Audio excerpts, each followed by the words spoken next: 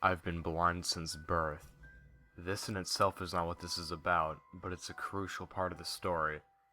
Throughout my life, I've used lots of different kinds of assistive technology: braille keyboards, voice command apps, adapted smartphones.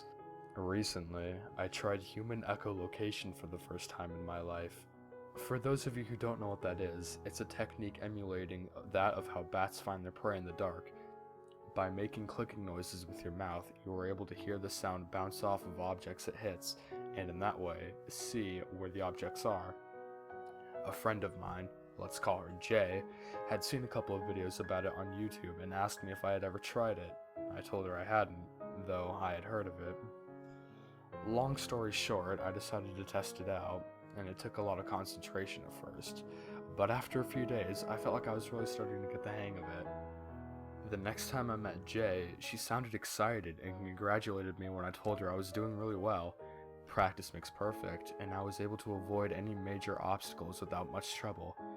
We went to a park and Jay asked me to demonstrate what I could see around us with my current abilities. I laughed and told her that I'm not exactly Daredevil, but that I'd give it a go.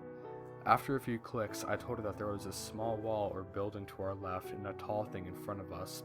It was blurrier for me to make out, so I guessed it was some kind of bush. Jay got quiet then, and had a hint of worry in her voice when she spoke again. Well, you're right about the wall, but there's nothing in front of us at all, just grass. I froze. I knew that I was a beginner at this, but the sound clearly bounced off of something.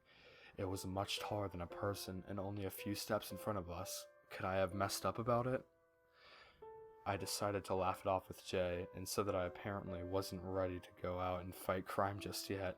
Feeling very uneasy, I hurried away from there and we continued to walk. By the time she dropped me off at home, she seemed to have forgotten about it. I doubt I ever will.